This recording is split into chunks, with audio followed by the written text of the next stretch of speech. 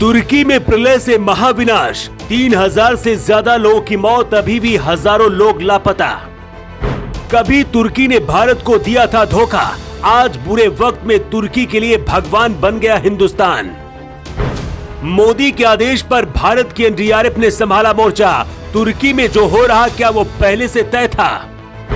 तुर्की और सीरिया में एक भूकंप ऐसा महाविनाश लेकर आया है कि सब कुछ ताश के पत्ते की तरह बिखर गया। तुर्की में 7.5 से ज्यादा की रफ्तार में भूकंप आया है। आप इसे इस दशक की सबसे बड़ी त्रासदी कह सकते हैं। अकेले तुर्की में अब तक 1600 से ज्यादा लोगों की मौत हो चुकी है और सीरिया में भी मौत का आंकड़ा 1000 के पार हो चुका है।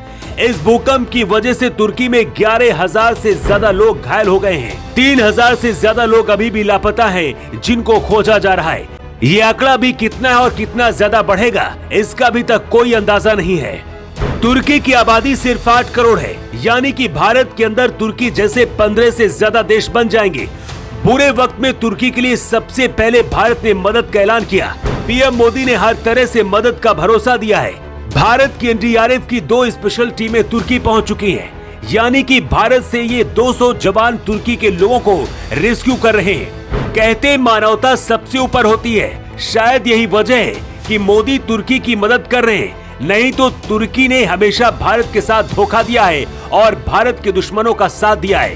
आज से नहीं बल्कि भारत तुर्की की दशकों से मदद कर रहा है, लेकिन तुर्की ने भारत को सिर्फ और सिर्फ दर्द दिया है। जब तुर्की के दोस्त देश ही उसकी मदद नहीं कर रहे, तब भारत मदद कर रहा है। इसलिए तुर्की और भारत के बीच का इतिहास भी आपको समझ लेना चाहिए। तुर्की एक मुस्लिम देश है और इस देश के इस वक्त रेसेप तैयप एर्दोगन राष्ट्रपति है। कश्मीर का मुद्दा रहा हो या फिर पाकिस्तान का मुद्दा, हमेशा भारत के खिलाफ ही तुर्की खड़ा रहा है। 1965 और 1971 के भारत पाकिस्तान के युद्ध में भी तुर्की ने पाकिस्तान की मदद की थी। 1974 में तुर्की ने साइप्रस पर हमला कर दिया था, जिसके बाद से भारत के साथ दूरियां बढ़ी थी। इसके साथ ही कश्मीर को लेकर भी तुर्की हमेशा से अंतर्राष्ट्रीय मंचों पर पाकिस्तान का साथ देता रहा है। इतना सब कुछ होने के बाद भी भारत तुर्की की हमेशा मदद करता रहा है। तुर्की पर जब जब संकट आया, भारत हमेशा मदद के लिए तैयार रहा। 90 के दशक में जब तुर्की और कुर्दों के बीच घमासान जारी था, उस वक्त भी भारत ने तुर्की को मदद की पेशकश की थी। भारत ने तब तुर्की को सैन्य मदद भी भेजी थी, लेकिन तुर्की हमेशा पाकिस्तान के साथ खड़ा रहा और भारत को जख्म देता रहा। इस बार तुर्की में 7.5 से ज्यादा तीव्रता की रफ्तार से भूकंप आया है। कुछ वैज्ञानिक इसे इस दशक की सबसे बड़ी त्रासदी बता रहे हैं। तुर्की की भौगोलिक स्थिति की वजह से यहाँ अक्सर भूकंप आते रहते हैं। तुर्की का ज्यादातर हिस्सा एनाटोलियन प्लेट पर बसा हुआ है। ये एनाटोलियन प्लेट घड़ी की विपरीत दिशा में घूम रही है। एनाटोलियन टेक्टोनिक प्लेट तुर्की के नीचे मौजूद एनाटोलियन टेक्टोनिक प्लेट घड़ी के विपरीत दिशा में घूम रही है, यानी कि एंटी क्लॉकवाइज। घूमती हुई एनाटोलियन प्लेट को जब अरेबियन प्लेट धक्का देती है, तब ये यूरेनियम प्लेट से टकराती है और भूकंप के तगड़े झटके आते हैं।